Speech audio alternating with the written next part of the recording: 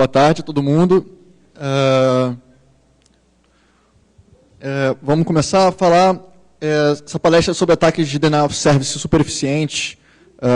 É uma palestra que eu criei para quebrar um pouco do mito de que o denial of service é só uma coisa de camada de rede que você consegue facilmente bloquear. E eu vou mostrar por que você tem ataques de denial of service que, se não forem bem adereçados, com muito pouco poder de fogo, você consegue tirar um site fora do ar. Vou mostrar que coisas não são inerentes só ao HTTP e algumas outras coisas. Bom, simplificando, meu nome é Ian Seidel, apesar de ter essa codificação diferente. Eu sou do Rio de Janeiro. Você vê que qualquer friozinho eu já estou de casaco. Eu sou coordenador técnico da TaySafe, que é uma empresa de segurança do Rio de Janeiro. Eu trabalho em alguns projetos open source, como o Logstash e o PEV, do meu amigo Mercedes, que está ali. Todos os meus códigos, né, e frações de código estão no meu GitHub. No final tem todos os URLs de contato e tal. Bom, eu sou viciado em Unix há muito tempo, desde que eu comecei a instalar Red Hat 4 e umas coisas bem velhas. Eu adoro Python e C. Se eu tiver que compilar é C, se eu tiver que interpretar é Python, e essa é meio que minha regra de funcionamento. Independente de café, como a maioria das pessoas em TI. Também, como a maioria das pessoas de TI, eu odeio impressora. Toda vez que você tem que configurar uma impressora, ou o papel engasga, você quer se matar e matar a impressora também. Não tenho Facebook, porque eu tenho uma questão muito séria com rede social. E eu também participo desse grupo da DC Labs, que é um grupo de Belo Horizonte de pesquisa. Então, hoje a gente vai passar por uma breve introdução ao Denial of Service. A gente vai passar desde o background dos ataques de camada 3 para os ataques de camada 7. Depois vou mostrar quais são esses ataques, né, quais são esses vetores de ataques e quais são também as ferramentas para explorar esses ataques. Depois, né, de sacanear tudo, eu vou dizer como é que você faz também para consertar isso e para se prevenir de ser atacado nesse tipo de ataque. O uso de proxies, né, proxies abertos da internet, para que você possa fazer um ataque de Distributed Denial of Service através de uma única máquina. Né, ou seja, você tem vários IPs saindo do seu ataque de uma única máquina. Vou mostrar como um XSS, uma falha de cross-site scripting no seu site, pode transformar ele num agente de Denial of Service.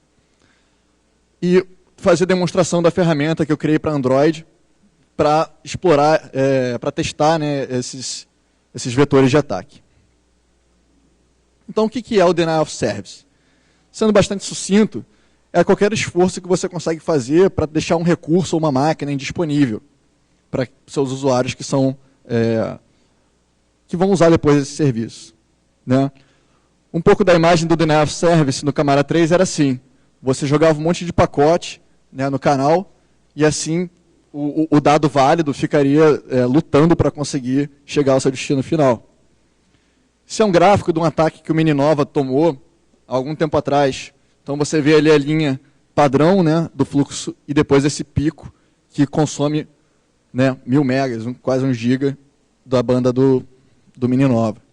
E como resultado, né, quando você tem uma negação de serviço, seus usuários ficam sempre meio revoltados, um pouco tristes. E você tem isso, né? Você está lá trabalhando na sua segunda-feira ensolarada, seu server está bonitinho e de repente ele cai. Então, quais são os sintomas de que você está tendo um ataque de Denial of Service? De repente tudo fica muito lento, de repente um serviço sai do ar, ou de repente todos os serviços saem do ar. Então a gente tem alguns casos recentes. Né? Junto com a onda de cyberhacktivismo, né, a maioria das agências de mídia e financeiras foram alvos de ataques de Denial of Service porque eles são ataques que requerem muita pouca especialização técnica. E muitas vezes você tem uma ferramenta que basta qualquer pessoa que saiba operar uma ferramenta vai conseguir conduzir esse ataque. Então, a gente teve de todos os tipos, né? A gente teve Twitter, instituição financeira, instituição do governo. Então não é uma coisa que é só teoria ou é só medo, né, que eu estou querendo colocar na cabeça dos outros. Então são casos recentes, a gente tem casos desde 2011, até mais do que isso. inclusive no Brasil. Então, os alvos do Denial of Service, né, na stack da OSI, você tem a camada de rede, né, de camada 3, onde você tinha os ataques de ping flood e tal, e você tem agora os ataques de Denial of Service em camada 7, que é onde você ataca as aplicações para consumir os recursos dela e deixar eles indisponíveis, que são recursos muito custosos. Então, no Denial of Service de camada 3, qual era o alvo? Era você consumir a banda do cara, e aí quem quisesse usar aquela banda não ia conseguir mais usar, porque ela ia estar saturada. Então a gente tinha o Ping Flood, que foi o primeiro deles, né, consistia em mandar uma série de pacotes de CMP adoidado, num loop muito frenético, e aí consumia toda a banda. A gente tinha bandas muito pequenas naquela época, e esses ataques eram mega eficientes. Depois a gente teve o ataque, né, o Smurf Attack, que consistia em você mandar um ping, né, em broadcast com o IP da sua vítima, espufado. Então todas as máquinas respondiam para essa máquina vítima e faziam um DOS nela. Esse ataque ele já foi resolvido, né, isso não funciona mais, então ele foi depreciado. A gente tem o SYN-Flood, né, que ele abusa do handshake, né, esse é o handshake completo, né, você tem o SYN, SYN-ACK, YACK. E o SYN-Flood é justamente, você fica mandando um monte de SYN, SYN, SYN, ele fica respondendo para a vítima como SYN-ACK. E aí as conexões ficam em half open, e aí as outras pessoas não conseguem conectar. Isso foi mitigado, né, um tempo atrás com o uso de SYN Cookies, que é uma feature também do kernel do Linux e de outros sistemas operacionais. O mais interessante que a gente tinha era o Teardrop Attack.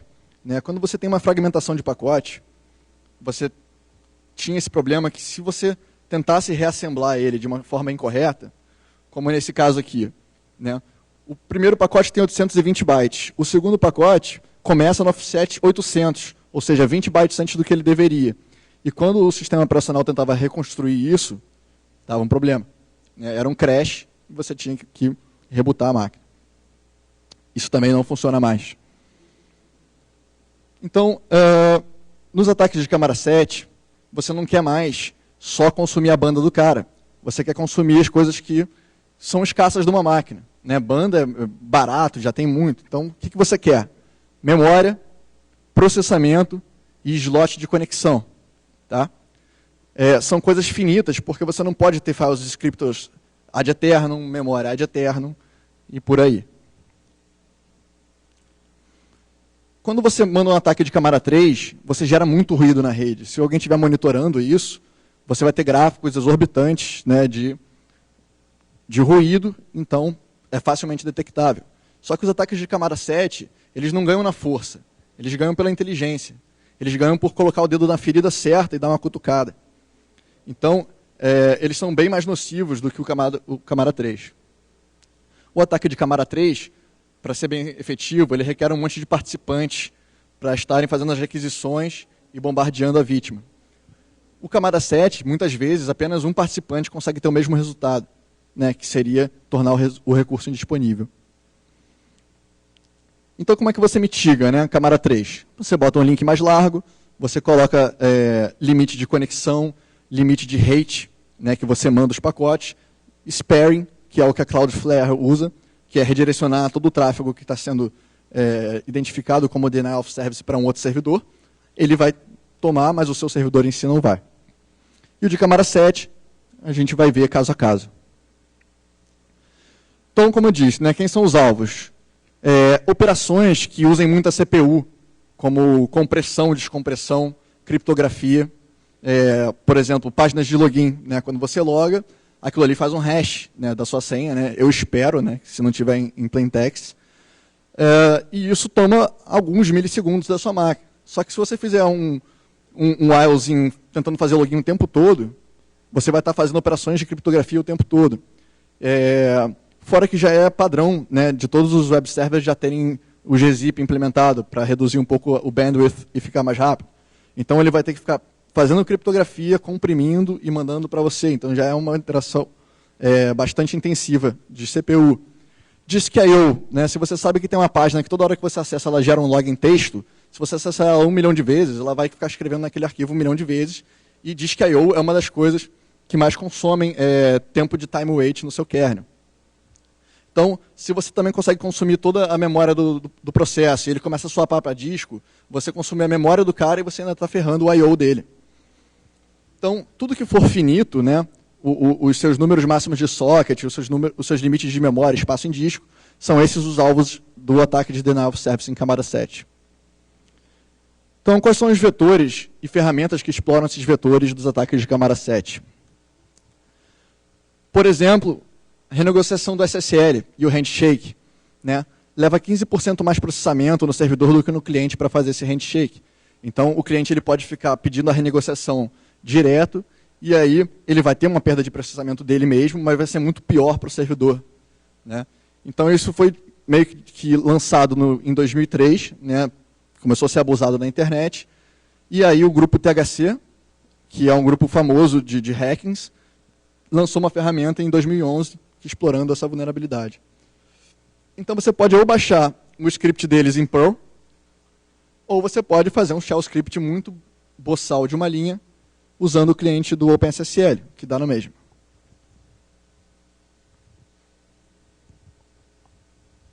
Então, como é que você mitiga isso? É muito simples, né? Você pode chegar e desligar a renegociação da SSL, porque, né, você quebra esse primeiro vetor de ataque.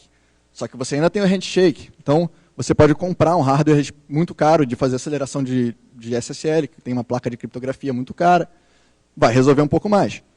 Mas, como tudo em segurança, nada resolve 100%. Né? Aqui a gente tem um artigo de 2011 falando como você mitigar esse ataque. Isso aqui é um ataque também bastante interessante. Né? Alguém descobriu, né, que para cada pedaço que você pedia de um hand-reader HTTP, que é quando você quer, por exemplo, continuar um download, né, você fala, eu quero acessar esse arquivo, mas eu quero que você comece no byte tal para frente. O que os caras fizeram? Eles fizeram um script que fazia várias requisições de pequenos pedaços e falando, eu aceito o gzip. E aí o que acontecia? Para cada pedacinho desse, o servidor tinha que processar a compressão. E aí acabava jogando o load lá em cima da máquina e ela parava de responder também. Né? Esse vetor foi descoberto pelo King Cope, que é uma figurinha bastante carimbada no ramo de segurança, né, com esse script em Perl chamado Kill Apache, porque é justamente isso que ele fazia. E uma das ferramentas de testes de Denial of Service em camada 7, Slow HTTP Test, também tem dentro de outros vetores, ele tem essa opção. Essa é uma das ferramentas mais completas de teste de Denial of Service em camada 7, e a gente vai ver ela em quase todos os vetores. Então, você tem uma mitigação que você pode usar um setenv, um mod rewrite, que, né, segundo essa referência, você consegue mitigar esse ataque. E você também pode usar um Web Application Firewall, que também vai te resolver bastante nesse caso. Essa versão do Apache 2.2.21 foi a que corrigiu essa falha. Né? Então, acho que hoje em dia todo mundo já está salvo disso.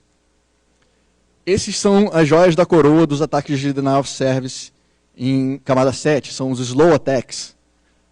Basicamente, você lê ou envia dados de forma muito pequena e esperando um tempo entre isso. Tá? Porque a natureza do web server é justamente ele aguardar que o seu request chegue completamente para que ele processe e te dê a resposta. Então, é dividido em 3 categorias. Slow headers, onde você manda os headers de forma slow, eu vou explicar. Slow post, quando você manda o corpo do post de forma slow. E slow read, quando você faz um request e você vai lendo do socket de pouquinho em pouquinho. Então, os slow headers é assim, você manda o get, primeira linha do get, dá um sleep de 1 segundo. O servidor vai ficar esperando. Manda a segunda linha do header, espera 1 segundo. O servidor vai ficar esperando o resto. E aí você vai mandando o header ad eterno. X for the for, X I'm DDoSing you, X gonna hack you. E aí você vai nisso. E até chegar, né, a blank line do seu request, ele vai continuar esperando e vai deixar aquele slot lá aberto, né, em uso para você, e vai ficar seguro, vai ficar preso aquele slot. Né? Como é que é a natureza de uma requisição HTTP?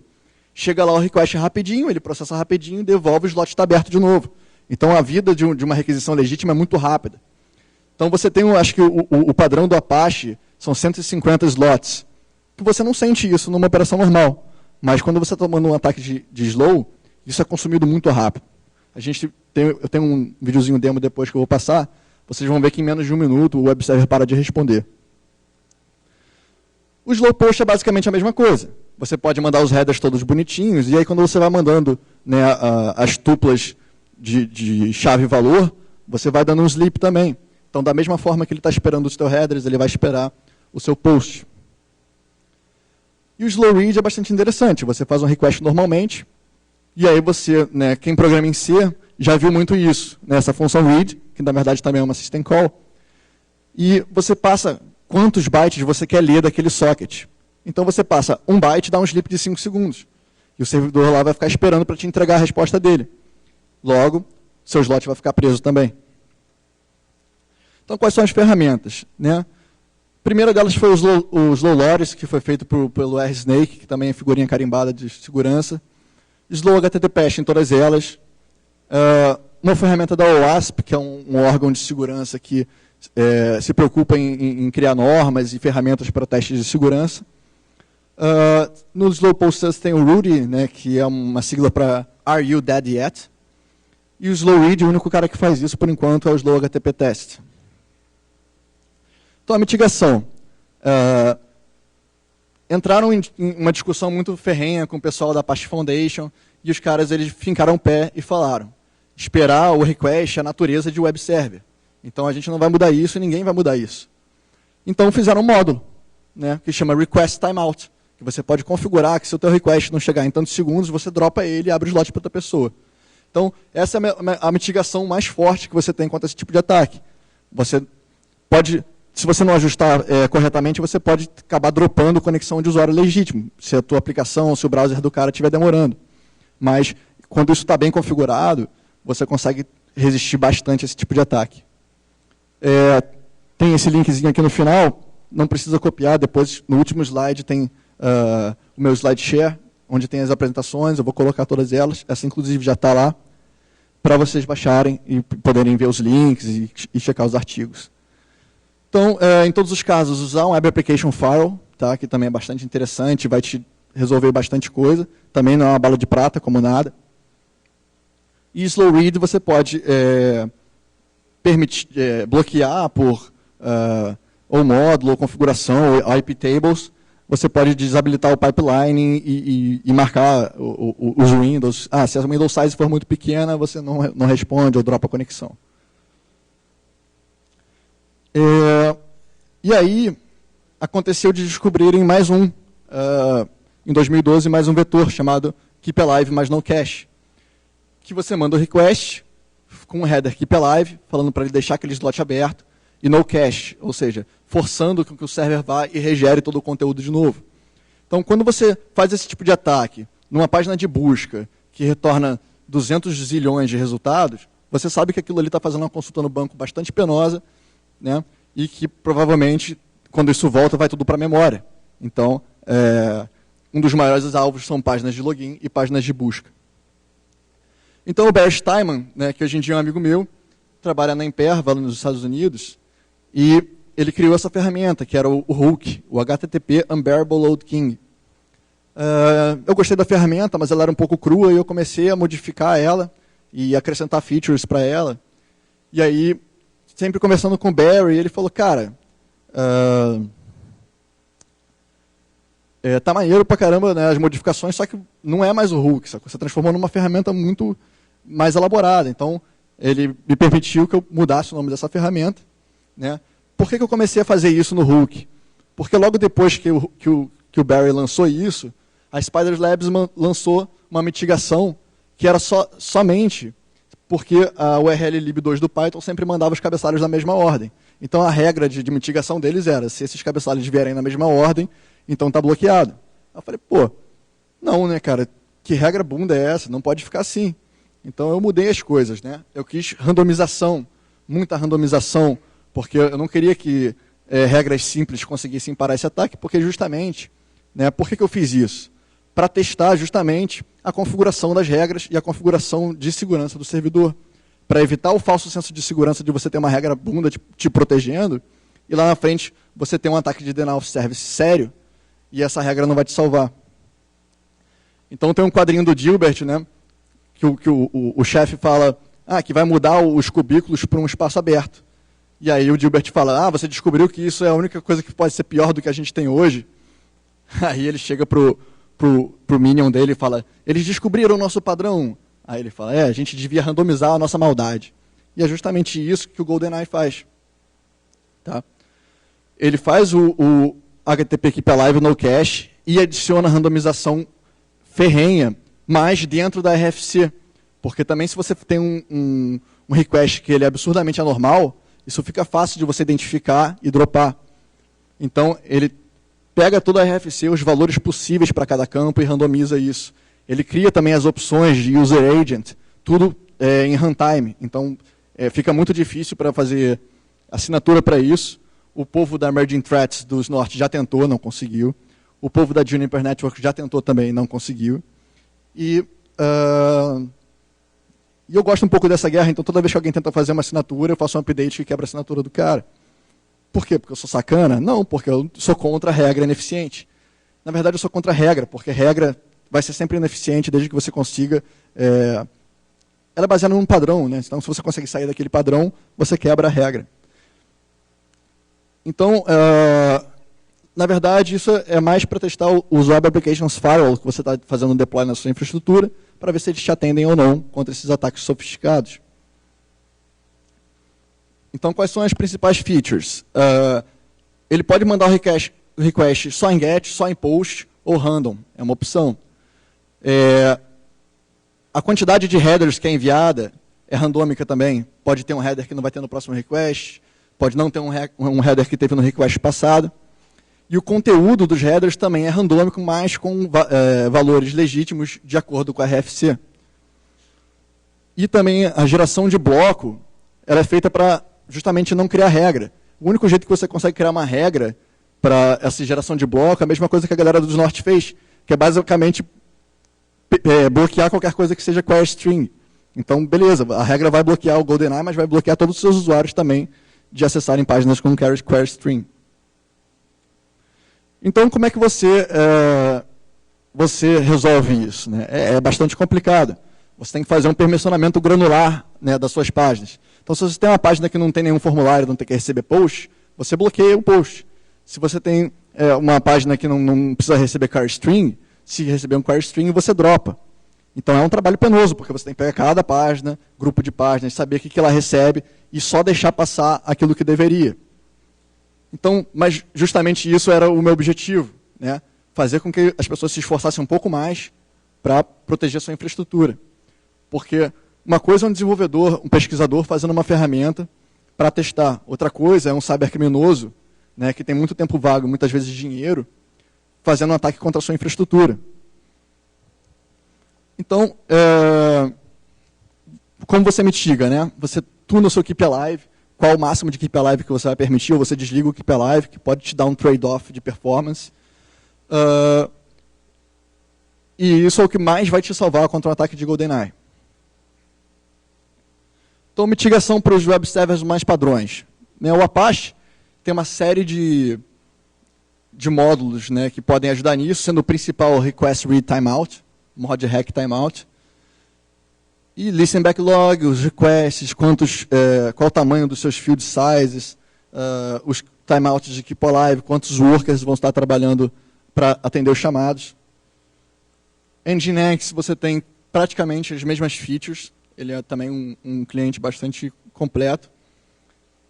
E também, apesar de não ser open source, mas porque sempre me perguntavam, eu coloquei também sobre o lixo 6 e o lixo 7, que também tem algumas coisas que você pode salvar ele. Mas eu deixaria queimar essa coisa aí também.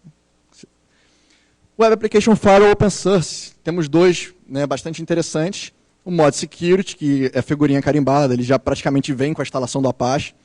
E você também tem o Nax. Eu não sei pronunciar isso, mas é para Nginx. Funcionam basicamente da mesma forma, através de regras. E já vem com um conjunto de regras já pré-compilado que te ajuda em algumas situações. Sobre o uso de proxy, né, em ataques de Layer 7. Bom, proxy HTTP é aquele negócio que você usa, né, para acessar um sitezinho, sair contra IP, ou se você tem alguma restrição de país que pode acessar, você usa um proxy para poder acessar o Netflix lá vindo dos Estados Unidos, alguma coisa assim. Só que uma grande vantagem, né, do proxy é que ele te dá um IP externo, ele te dá um IP de outra localização. Né? Então você pode ter o seu ataque saindo da China, sendo que você está aqui no Brasil, porque você está usando um proxy. Então, é ruim de usar proxy para ataque de camada 3, porque muitas vezes os proxies são carregados, então eles são lentos. E aí isso acaba acabando com o seu ataque de layer 3. Mas como o ataque de layer 7 ele não requer muita banda, ele requer só que você coloque o dedo no lugar certo, então ele não é degradado por esse low output dos proxies. Então, por que, né, usar proxies em HTTP attacks? Simples, né? IPs de origem diferentes, você pode escolher os proxies que você quer, então você pode escolher a sua localização geográfica. Então, se você sabe que o IPS está bloqueando ataques vindo da China, beleza, você pega uns outros da Ucrânia, ou pega do Peru, de onde você quiser.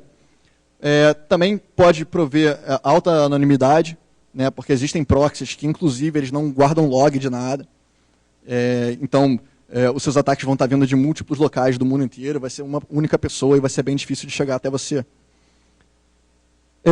E também, cara, tem inúmeros sites que tem listas de proxies que você consegue baixar. Eu mesmo fiz um scriptzinho para baixar e parsear, então já me dá lá uma lista gigante de proxy. E fica bastante interessante. E aí, o que eu resolvi fazer? Eu resolvi usar o socket, que é tipo cat para sockets, para poder fazer esses túneis com os proxies para aplicações que não eram proxy aware. Então, o socket, ele abre um socket local plain, mas por dentro ele tunela para o proxy no destino final. Essa é a sintaxe, né?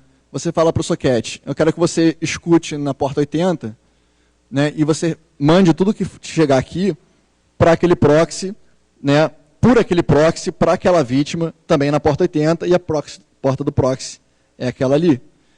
E aí depois você coloca o endereço da vítima no seu host, como localhost, e aí quando você atacar, né, o seu host vai resolver o IP para o IP local, para dentro do socket, e o socket vai mandar por proxy para a sua vítima final. Então, com essa técnica, você consegue efetivamente transformar qualquer aplicação que não tenha suporte a proxy para usar um proxy. E isso serve também para você fazer qualquer aplicação que não tenha suporte a proxy, usar o Tor, né? Porque o Tor, no final, ele é um SOX proxy, com a porta default 9052. Então, você consegue tunelar tudo por dentro da rede Tor, que provém alta anonimidade a um trade-off, né, de uma performance muito lixo. E aí eu estava em casa, né, devia estar chovendo, aí eu falei, pô, será que dá para rodar vários Tors? Porque daí qual é a vantagem disso? Né? Quanto mais Tor, mais IP diferente. E dava, né? Eu descobri que se você passa lá os comandinhos, é só você mudar o data directory dele e o PID file, e você tem um novo túnel do Tor. E aí eu criei um shell scriptzinho bobo de muitas poucas linhas que você passa lá, multitor 5, e ele abre 5 instâncias para você em portas sequenciais, no caso 5092, 5091, 5090, 5091, 5092 e por aí. Aí, né, eu falei, bom, já que eu mordi, eu vou dar uma soprada. Criei um script que pega a lista de exit nodes publicado e adiciona numa chain própria do iptables. Então ele não altera suas chains, as suas regras normais, ele é uma chain dedicada do TorBlock, também está disponível no meu GitHub. Então, todo ataque proveniente de um IP que está listado como exit node vai ser dropado. É claro que se você tem usos legítimos para pessoas acessando o seu site via Tor, por exemplo, você tem casos de jornalismo, né, opressão governamental, então as pessoas usam Tor para fins legítimos. E aí, se você fizer isso, você pode impedir que essas pessoas acessem seu site. E aí, no outro dia, né, eu resolvi ir um pouco além dessa história do socket. Eu falei, pô, legal, então eu posso usar proxy com socket. E o socket que ele abre na minha máquina é um socket local, HTTP local, normal, né, sem maior mistério. E aí eu falei, pô, se é um socket local HTTP normal, por que eu não posso jogar isso no hproxy? Quem conhece o hproxy? Beleza, o hproxy, né, para a galera que não conhece, é o software mais utilizado para load balancing, né? Ele tem uma sintaxe muito boba, né, onde você passa ali a porta que você quer escutar, o modo que você quer operar, e no caso round robin, né, que ele vai testando um depois do outro, e aí você coloca a lista de servidores que você quer. Então, no caso aqui, cada localhost desses é um socket do socket, aplicado num proxy diferente, em um lugar do mundo diferente, com IP diferente. A coisa mais legal disso, né, volta mais um, é que ele não é só HTTP Load Balancer, ele é TCP Load Balancer. Então você poderia fazer isso usando SOX Proxy para fazer um ataque de Distributed Denial of Service em qualquer outro protocolo, como FTP, SMTP, enfim, tudo que seja em cima do TCP. E aí o fluxo é a mesma coisa. Você cria o tunnel socket, coloca os endereços locais criados na sua configuração do hproxy, coloca o endereço da vítima no seu etc host e ataca ela do jeito que você quiser.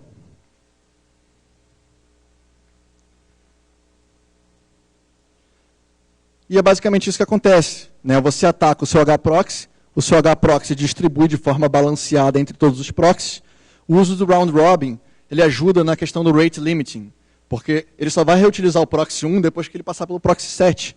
Então, se você tem uma lista ali de 200 proxies, aquele ataque do IP primeiro só vai sair de novo mais ali na frente. Então, ele pode ser considerado um ataque um acesso legítimo.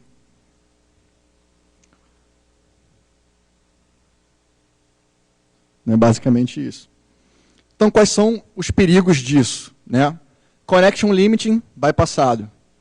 Um DOS, que era de uma máquina, virou um DDoS, que são várias máquinas agora sob o meu controle, que eu não tive que hackear, que está disponível na internet, atacando, né, uma vítima. Então você tem múltiplos IPs de origens e as origens de múltiplos países diferentes.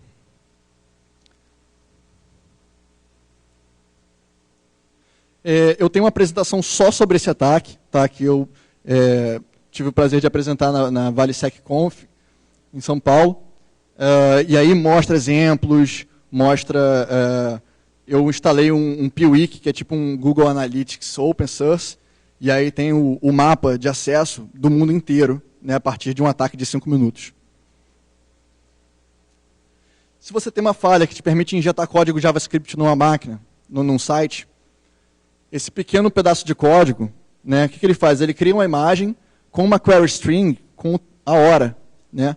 Então, o seu browser vai pensar que cada imagem é uma imagem diferente e vai fazer a requisição para o servidor. E tem um set intervalo de 1 milissegundo. Então, a cada 1 milissegundo, ele vai fazer a request para o servidor. Para cada usuário que acessar essa página que está com esse código malicioso. Então, todos os seus usuários vão virar agentes de denial of service sem saber. E aí, né, depois que eu tinha feito o GoldenEye em Python, eu resolvi fazer um downgrade dele para Java para poder rodar em Android. Porque eu tinha um Android bem bunda, 2.1 na época, para ver se um hardware tão pequeno conseguiria fazer alguma devastação num site, para mostrar a eficácia de pequenas ferramentas, de pequenos devices para ataques.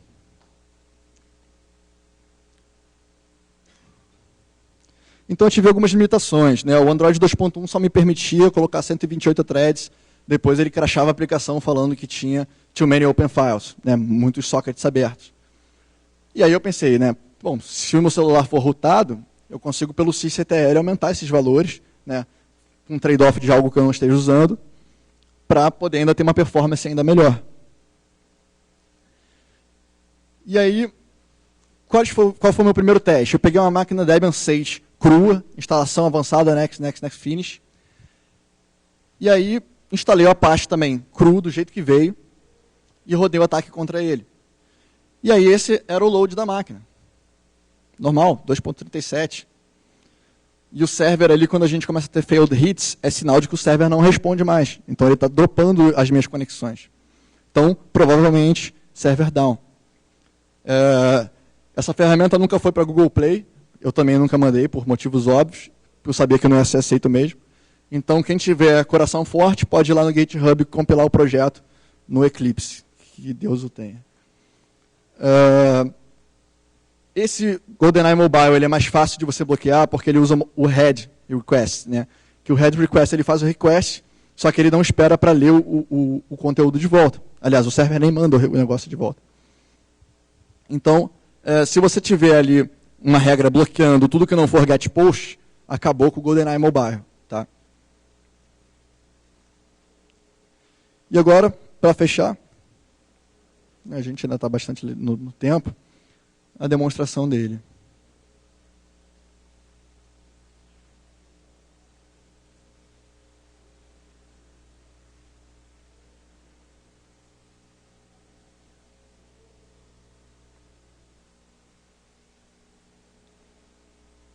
Esse vídeo também está no YouTube, tá?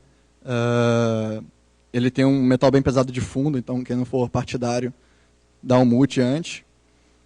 Esse é o projeto no Eclipse, com SDK do Android, rodando no emulador virtual. Então, mesmo do emulador virtual, né, você consegue ter o estrago da mesma forma. Então, eu chamei ele, né, de guinea pig, né, que é o rato de laboratório, na verdade é o porquinho da Índia. Botei um PHP info lá, cruzão, e a página de status do PHP, do Apache, perdão. Então você configura, né, o endereço da vítima, o número de threads que você quer e o número de sockets concorrentes por thread. Né? E aí é uma ferramenta bem simples. Você configura ali, dá fire e ela vai. Então, deixa eu ver se eu consigo voltar sem fazer besteira. Provavelmente não.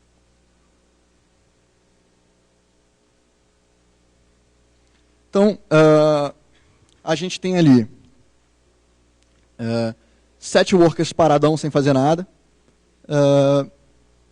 3 requests sendo processados, que são essas abas que estão abertas, e os pontinhos são os slots. O que a gente vai ver ali? O K do Keep Alive, que é a conexão que está sendo lida em Keep Alive, e o Reading Request, né, que é a parte que ele está ali processando o request e depois ele mantém em Keep Alive.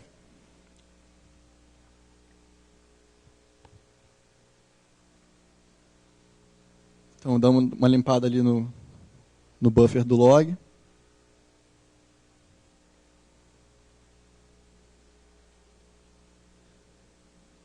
Então, ele faz o primeiro um request único, para ver se o host está em pé, que é esse request aí, head, que ele manda.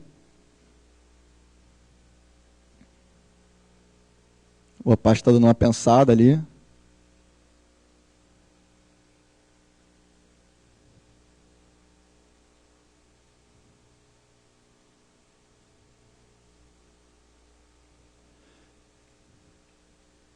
Como isso está sendo emulado e é em Java, claro que é muito lento.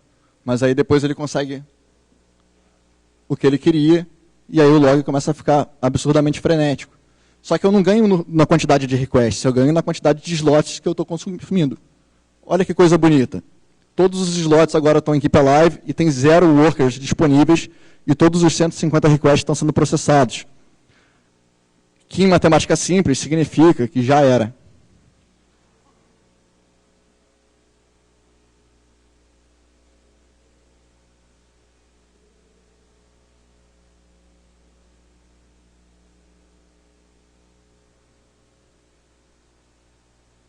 O load ali está em 0, 0, 0.3. Ou seja, se você estivesse monitorando isso por Zabbix ou alguma coisa, você não perceberia que você está tendo um ataque. Os processos da Apache estão ali de boa também. E aí começou a falhar ataque. Significa que o servidor agora já começou a regar.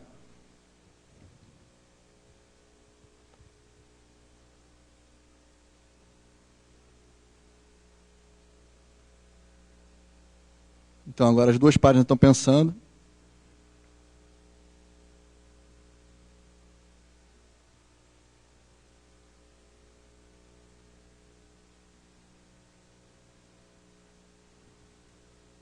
O log está lá frenético.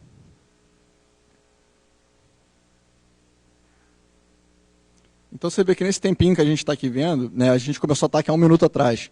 Já foram 500 mil requests e muito antes disso já começou a falhar. Então enquanto esse ataque está rolando, as pessoas que não estavam dentro não entram mais. Tá? Quem está dentro, óbvio que está com o socket já reservado e consegue permanecer. Deixa eu voltar aqui um pouquinho para mostrar para vocês como é que fica esse request.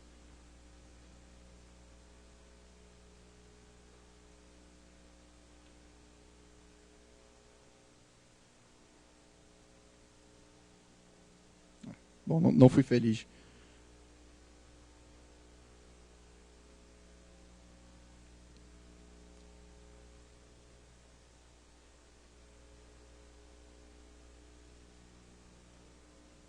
Voltei um pouco demais.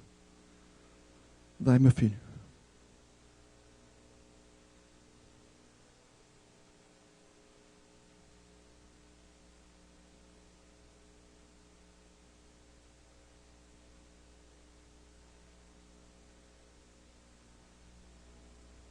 Então, tudo randômico, né? A quantidade de campos, o texto dos próprios campos são totalmente aleatórios. Infelizmente, esse log aqui não mostra os headers, mas você pode abrir um netcat lá e mandar um ataque para você ver como é que ele vai sair. Então, em seguida, né, eu fecho o meu browser para esquecer as sessões que eu já tinha e agora eu vou acessar como se fosse um usuário novo. Mandei abrir.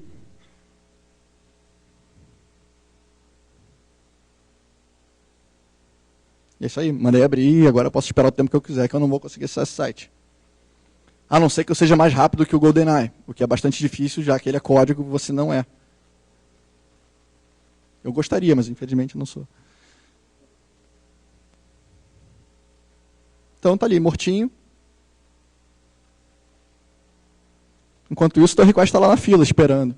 Pô, será que eu vou conseguir entrar nesse negócio? E aí tá morto.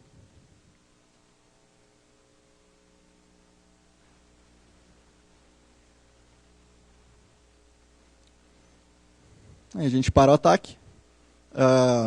O ataque ele é bastante rápido, então o buffer não consegue acompanhar. Ele demora um tempo até que ele pare.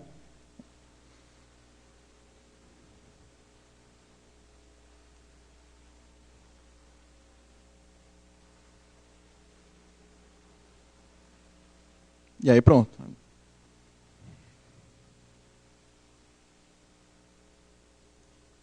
Foi isso, galera. Alguma pergunta? Ah, que interessante, várias.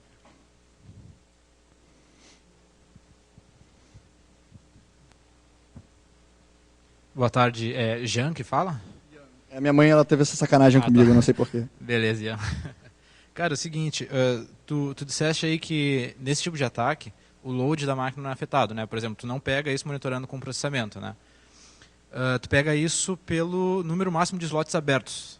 Na verdade, você pegaria isso tentando fazer um HTTP check. Né? Você vai lá e manda acessar a página. Se ele não consegue, a página está fora, e aí é o jeito mais eficaz de você conseguir checar isso mesmo, tentando fazer um acesso. E aí, se falhar, também, você pode monitorar o número de slots, mas aí pode gerar alguns falsos positivos. Vai que você está tendo bastante acesso mesmo. Né? Então, no momento que você checou, os slots estavam todos limpos, mas meio milissegundo depois eles liberaram. Então, não é bem um ataque. Agora, se você tenta acessar, e aí você configura lá para ele tentar dar retry umas 2, 3 vezes e não consegue, aí você vê que você tem um problema. Não, tranquilo. E isso pode ser balanceado também, né? Como tu mostraste ali pra gente. Ou seja, não tem como se proteger de um tipo de ataque desses? Ou teria? É bastante complicado, né? Você tem que fazer bem granulado a tua permissão, porque você vê que grande parte dele é de acessar URLs diferentes justamente para passar o cache dessas coisas através do query string. Então, se você consegue esconder bem essas páginas que tem query string, filtrar os posts, talvez usar um token de sessão e no nível do web server, né, num setMVIF ou algo assim, você bloquear isso. No caso do GoldenEye. No caso do Slow, aí é usando aqueles módulos lá que estão na parte de mitigação. Beleza, valeu.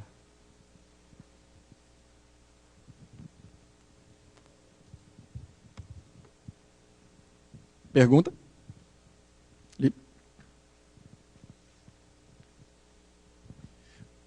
Oi, qual é o impacto disso, ou qual é os sintomas disso no caso de ambientes que têm cache ou proxies reversos? Então, isso é uma pergunta bastante interessante, bastante inteligente também, porque o que é, antes de um proxy reverso ou um cache, antes dele ser um proxy reverso? Um web server. Então, por ser um web server, ele parte das mesmas premissas. Ele também espera que o request chegue para ele poder processar. Então, o que vai acontecer? Ao invés do seu web server morrer, o seu load balancer vai morrer. Ou o seu proxy cache vai morrer. E o resultado final é o mesmo. Né? O recurso que está atrás dele vai ficar indisponível. Isso responde a sua pergunta? Se quiser fazer uma adição, a gente tem tempo.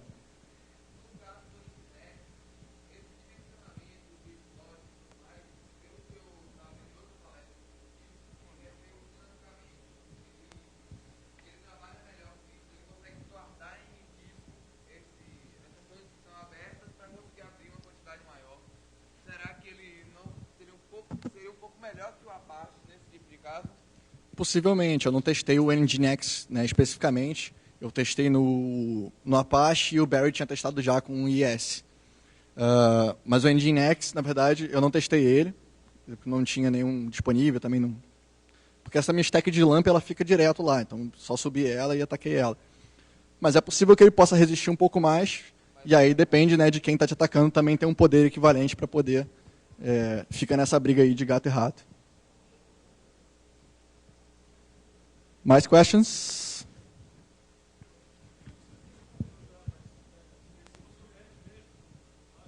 Porque o head, na verdade, ele torna o ataque muito mais rápido, né? Porque você não tem que consumir depois a resposta do web server.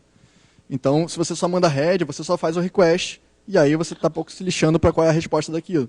Então, ele acaba sendo um request bem mais rápido do que um get ou um post. Rolaria.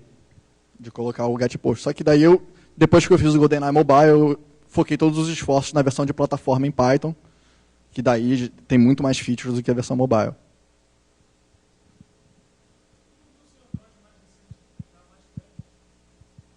Não porque eu não tive culhão de abrir o Eclipse e compilar o projeto de novo.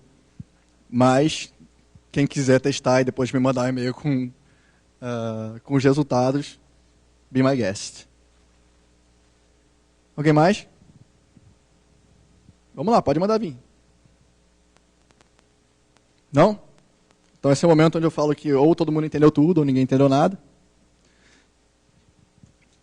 Então, obrigado a todos. Né? Apesar de eu falar sobre coisas destrutivas, o intuito é que vocês consigam ter ciência do que tem de ataque aí fora e possam se proteger. E aqui os meus contatos. Né? Eu tenho um perfil no Twitter que não é novelinha, nem diarinho, é só notícia de TI mesmo e segurança. O meu SlideShare, onde tem todas as minhas apresentações. GitHub, onde tem todos os códigos. Podem me mandar e-mail ali. Eu nem sempre consigo responder num tempo muito hábil, mas eu deixo ali com carinho, depois eu sempre respondo. E o meu blog, né, como Cometa Halley, a cada 70 anos eu posto alguma coisa diferente nele. Então vocês podem também acompanhar. Galera, foi um prazer imenso estar aqui com vocês, aqui no FISD, curtindo o friozinho em Porto Alegre. Se vocês tiverem alguma dúvida que pipocar depois, pode me mandar e-mail, pode me mandar mensagem no Twitter. E espero ver todos vocês no próximo ano. Obrigado.